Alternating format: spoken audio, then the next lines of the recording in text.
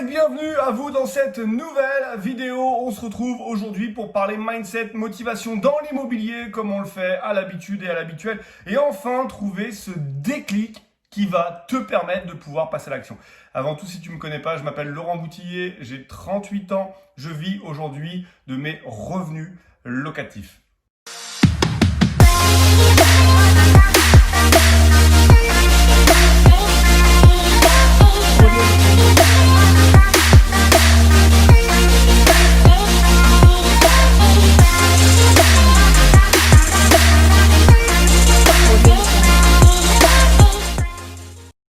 Alors, tout d'abord, le déclic. Comment le trouver? Comment faire? Qu'est-ce qui fait qu'on va passer à l'action? Souvent, je reçois des questions et j'en reçois de plus en plus chaque jour sur Instagram. D'ailleurs, je t'invite à me suivre si tu le fais pas encore. Je te le mets juste ici.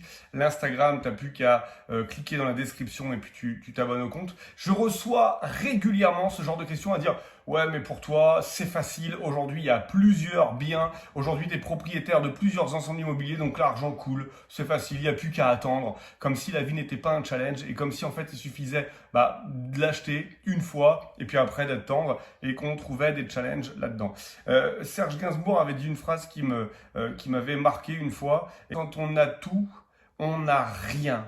Autrement dit, quand on a tout ce qu'on a voulu avoir, en fait, on est malheureux au possible parce que il y a plus de challenge, il y a plus d'envie, il y a plus d'aventure, de motivation à l'extrême. Donc, il y a toujours des choses à faire, toujours des choses à avoir. Et j'ai envie de dire que les difficultés sont suivant le niveau de chacun.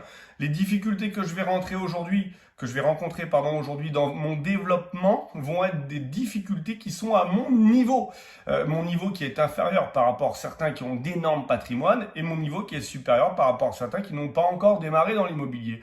L'idée, c'est de se juger, de savoir où l'on est pour savoir où l'on va. Ça sert à rien de faire la course. Moi, je vais te dire, il y a bien longtemps que j'ai arrêté de faire la course avec les autres parce que ça ne m'intéresse pas, parce que finalement, il n'y a pas de juge de paix.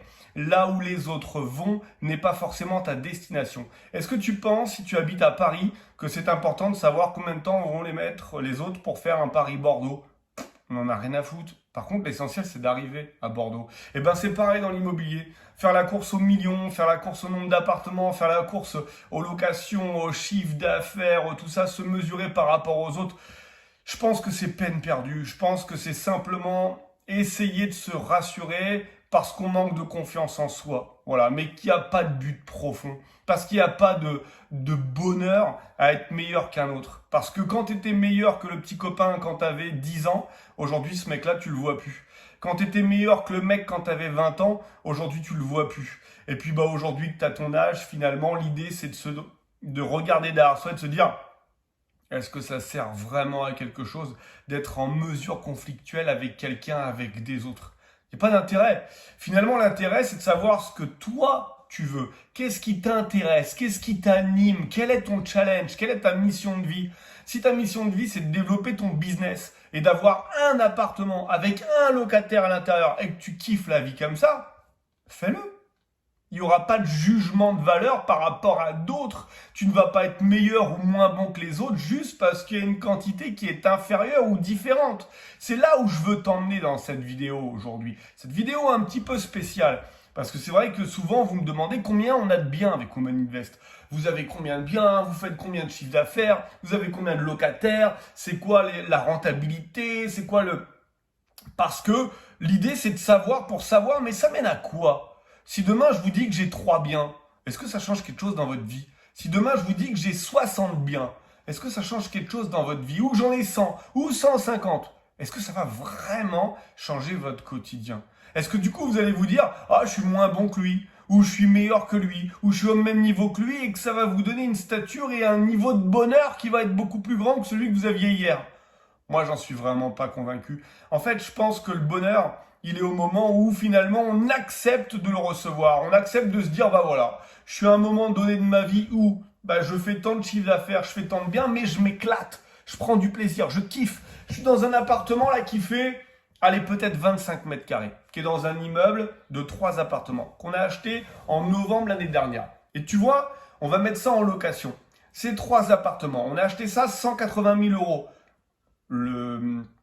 Après, on a acheté une affaire à 400 000 euros. On pourrait dire, bah attends, t'achètes une affaire 180 000, 400 000. Avant ça, t'en avais acheté une encore à 400 000. Donc, quel est l'intérêt? Va chercher 1 million, 1,5 million, 2 millions. Quelle est cette quête à chercher toujours plus pour avoir plus? Quel est l'intérêt? Moi, mon bonheur, il passe par là. Je suis super heureux aujourd'hui. Je suis super heureux de l'investissement qu'on réalise, super heureux d'aller dans cet objectif commun qui est de développer le patrimoine en couple. C'est ça qui est intéressant. Derrière, qu'est-ce qui va être intéressant? Quelle va être ma mission de vie pour moi personnellement?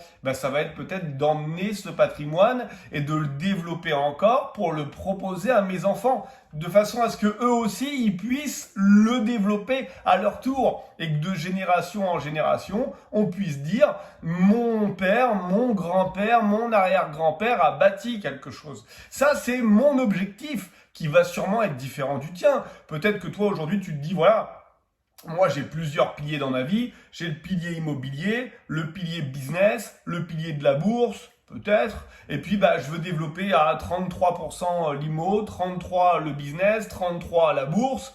Peu importe, c'est toi qui décides et qui définis. Et qu'aujourd'hui, tu es arrivé à tes 33, 33, 33. Et tu kiffes comme ça. Et avec 33 dans l'immobilier, tu es arrivé à 4 appartements. Et ça te suffit. Et ça te va bien. Il n'y a pas d'intérêt et il n'y a surtout pas de plus de bonheur uniquement par la quantité et par le nombre. Ça serait aucun intérêt. Plus t'as en quantité, plus t'as d'emmerde aussi, ça fait partie du jeu. Plus, c'est comme le casino, hein. Si tu mets 100, tu peux gagner 200. Si tu mets 1000, tu peux gagner 2000. Mais tu peux aussi perdre 100 et perdre 2000. Donc clairement, là où je veux t'emmener aujourd'hui, c'est qu'à vouloir se mesurer aux autres, à vouloir se comparer aux autres, on a toujours tendance à s'oublier un petit peu. Chaque cas est un cas unique. Je rencontre des gens qui n'ont pas de patrimoine immobilier et qui me disent « Waouh, mais quelle chance, le patrimoine que tu as, c'est extraordinaire !»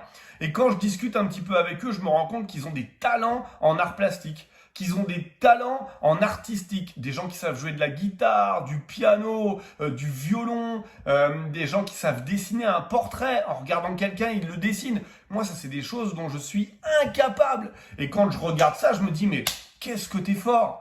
T'es capable de faire ça, mais moi, je suis même pas capable de dessiner une voiture ou une maison. Tu vois, ma gamine de 5 ans a fait des maisons plus belles que les miennes, alors que moi, j'en ai. Mais parce que j'ai pas mis mon focus, j'ai pas mis mon objectif là-dessus.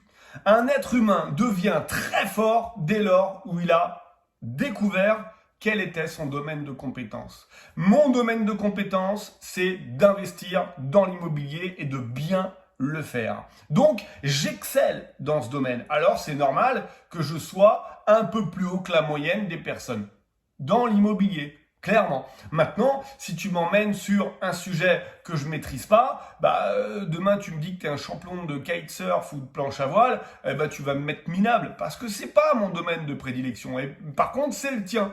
Donc, je vais pas aller me comparer à toi dans ce domaine parce que je sais que tu seras largement au-dessus. Par contre, l'idée de se dire, dans ces cas-là, est-ce que c'est intéressant que je côtoie cette personne ou non? Là, pour le coup, si tu veux apprendre et si tu veux la développer, ça devient très intéressant. Moi, par exemple, j'ai un Ironman à préparer pour 2022. Pour l'année de mes 40 ans. Si tu connais pas l'Ironman, c'est 3 disciplines, donc c'est un triathlon avec 3 km 800 de natation, 180 km en vélo et tu finis par un marathon, 42 km à pied.